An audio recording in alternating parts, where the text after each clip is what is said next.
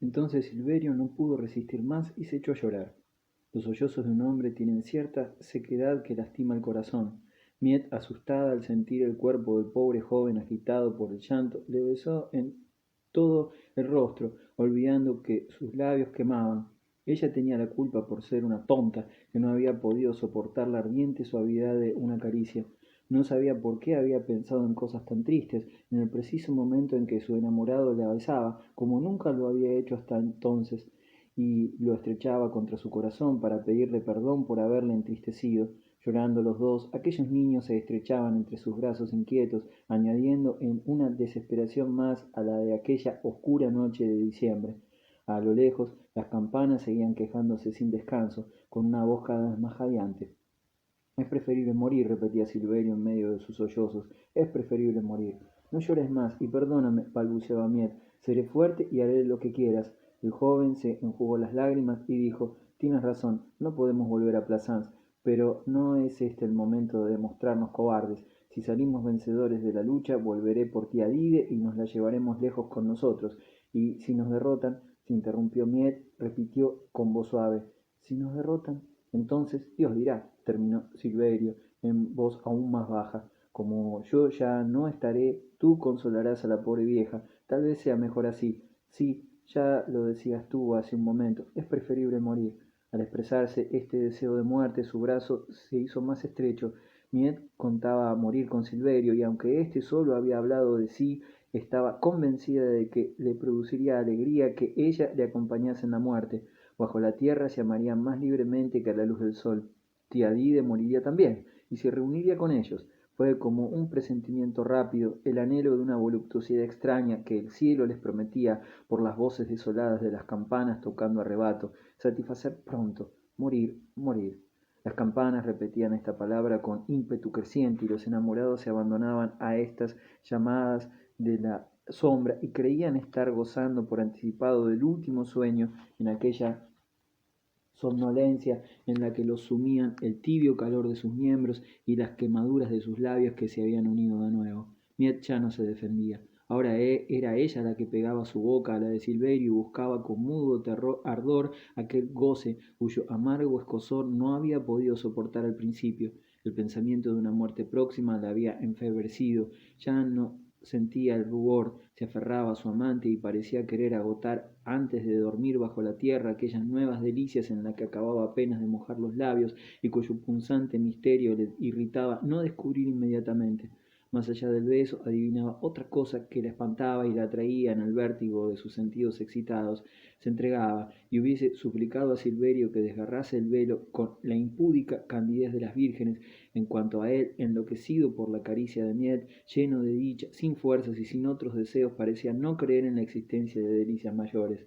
Cuando Miel quedó sin aliento y sintió debilitarse el agudo placer del primer abrazo, murmuró: No quiero morir sin que me ames, quiero que me ames más aún.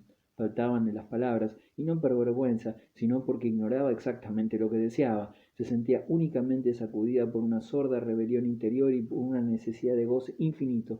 En su inocencia hubiese llegado a patalear como un niño a quien se le niega un juguete. Te amo, repetía Silverio desfalleciendo. Miguel meneaba la cabeza como si dijese que no era cierto, que el joven le ocultaba algo. Su naturaleza robusta y libre tenía el secreto instinto de la fecundidad de la vida, por eso rechazaba la muerte, si es que iba a morir ignorante, y con sus manos ardientes y torpes, con sus balbuceos, con sus súplicas, confesaba ingenuamente esta rebelión de su sangre y de sus nervios. Y allí a poco se calmó y dejó caer la cabeza sobre el hombro del joven, silenciosa.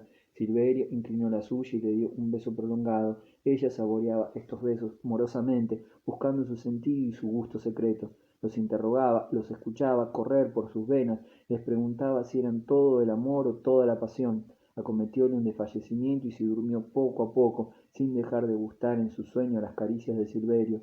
Este la había envuelto en el gran manto rojo, con uno de cuyos extremos se había tapado él también.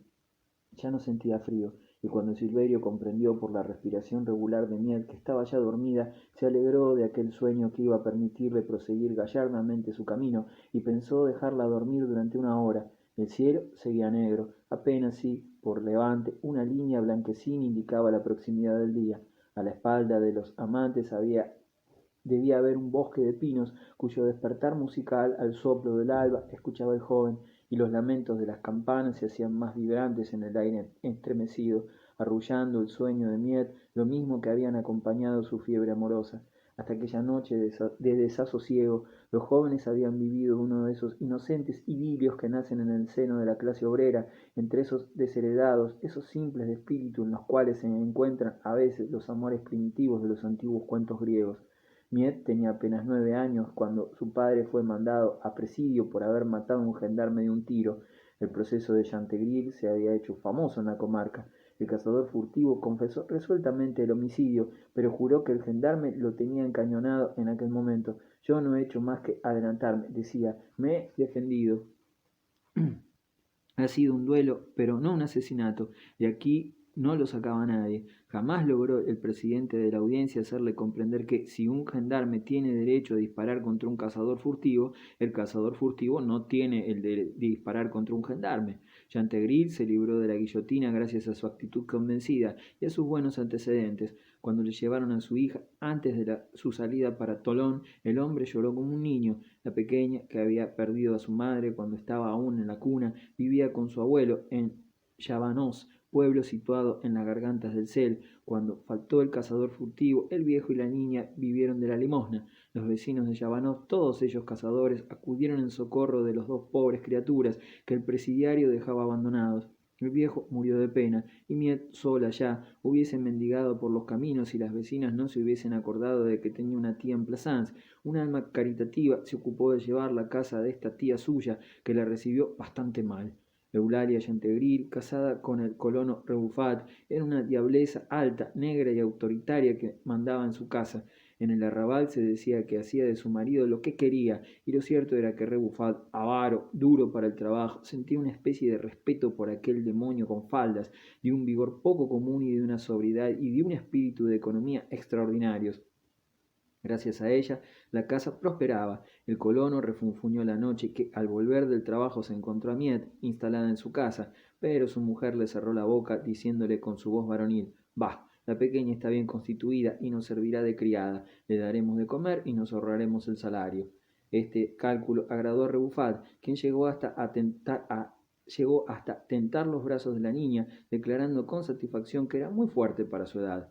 Miet tenía entonces 9 años. A partir del día siguiente la pusieron a trabajar. El trabajo de las campesinas en el mediodía es mucho menos duro que en el norte. Rara vez se ve allí a las mujeres ocupadas en cavar, en llevar cargas, ni en hacer trabajos propios de hombres. Atan las haces, recogen las aceitunas y las hojas de morera, siendo su ocupación más penosa la de arrancar las malas hierbas. Miet trabajaba gozosa. La vida al aire libre era su salud y su alegría.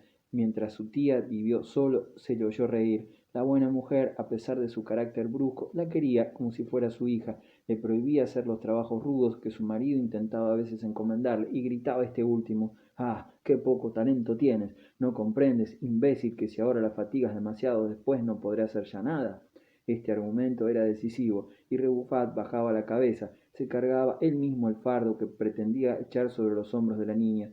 Éste hubiera vivido completamente dichosa bajo la protección secreta de su tía Eulalia, de no haber sido por las desazones que le causaba su primo, que tenía entonces 16 años, y que empleaba sus ocios en detestarla y en perseguirla hipócritamente. Las mejores horas de Justino eran aquellas en que conseguía hacer que la riñesen, acusándole de algo que no había hecho. Siempre que podía darle un pisotón o un empujón brutal, fingiendo que no la había visto, reía, gozando de esa solapada voluptuosidad de las personas que se complacen en el mal ajeno. Miet lo contemplaba entonces con sus grandes ojos negros de niña, dirigiéndole una mirada brillante de cólera y de muda altivez que cortaba la risa burlona del cobarde muchacho. Este, en el fondo, tenía un miedo atroz a su prima. La niña iba a cumplir los 11 años cuando su tía Eulalia murió súbitamente. A partir de ese día todo cambió en la casa. Rebufat llegó poco a poco a tratar a Miel como un mozo de granja, abrumándola con rudos trabajos y empleándola como bestia de carga. Ella no se quejó siquiera, creyéndose todavía deudora, pero por la noche, destrozada por el cansancio, lloraba la pérdida de su tía, aquella mujer terrible cuya bondad oculta comprendía entonces por entero. Por otra parte, el trabajo, aun siendo duro, no la desagradaba. Amaba la fuerza y se sentía orgullosa de sus robustos brazos y de sus sólidos hombros. Lo que le afligía era la vigilancia desconfiada de su tío, sus continuos reproches y su actitud de amo irritado. Después de tiempo transcurrido, era una extraña en la casa, y ni siquiera una extraña hubiese sido tan maltratada como ella. Rebufat abusaba sin escrúpulos de aquella pequeña parienta pobre, a quien conservaba a su lado por una caridad calculada. Miet pagaba 10 veces con su trabajo aquella dura hospitalidad, y no pasaba día sin que su tío le echase en cara el pan que se comía. Justino, sobre todo, ponía un cuidado especial en herirla cuando podía. Viendo a la niña sin defensa desde que murió su madre, ponía a contribución todo su ingenio perverso en hacerle el hogar insoportable. La más refinada tortura que inventó fue la de hablar a Miet de su padre, la pobre muchacha que había vivido aislada de la gente, bajo la protección de su tía, la cual había prohibido que se pronunciasen delante de ella las palabras presidio y presidiario. No comprendía el significado de estos términos. Justino fue quien se lo enseñó, refiriéndole a su manera el homicidio del gendarme y la condena de Chantegrill. No escatimaba los detalles desagradables. Los presidiarios llevaban una bola de hierro al pie, trabajaban 15 horas al día y todos morían agotados. El presidio era un lugar siniestro, del cual describía minuciosamente todos los horrores. Miet le escuchaba espantada, con los ojos bañados en llanto. A veces las bruscas violencias le hacían sublevarse, y Justino daba un salto hacia atrás ante sus puños crispados. Saboreaba con delicia esta cruel iniciación, y cuando su padre se encolerizaba contra la niña por la menor negligencia, él intervenía satisfecho de poder insultarla sin peligro. Y si ella trataba de defenderse, le decía: anda, que de casta le viene al galgo, terminarás en presidio, como su padre. Miet sollozaba, herida en lo más sensible de su corazón, abrumada de vergüenza, sin fuerzas para contestar. Por entonces Miet se estaba haciendo ya mujer. De una pubertad precoz resistió el martirio con una energía extraordinaria. Rara vez se entregaba al desaliento, y sólo en los momentos en que su altivez nativa desfallecía ante los ultrajes de su primo, pronto a soportar sin que se le saltasen las lágrimas las heridas incesantes que le infligía aquel ser cobarde que la estaba vigilando mientras le hablaba, por temor a que se le arrojase a la cara.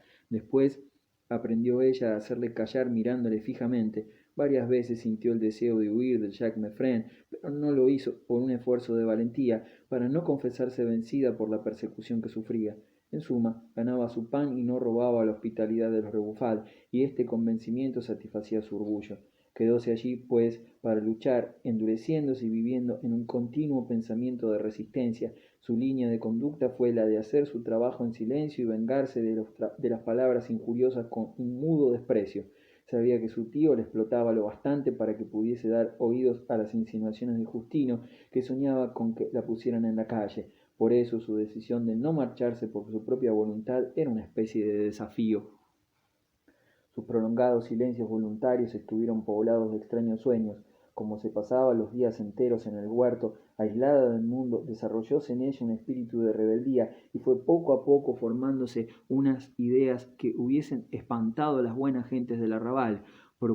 Preocupábanla sobre todo la suerte de su padre. Todas las aviesas palabras de Justino volvieronle a la memoria, y acabó por aceptar la acusación de asesinato, para decirse que su padre había hecho bien matando al gendarme que intentaba matarle. Llegó a conocer la historia verdadera de labios de un peón que trabajó en el Jacques Meffren. A partir de entonces ya no volvía siquiera a la cabeza las raras veces que salía cuando los pilluelos del arrabal la seguían gritándole: la Chantegrill.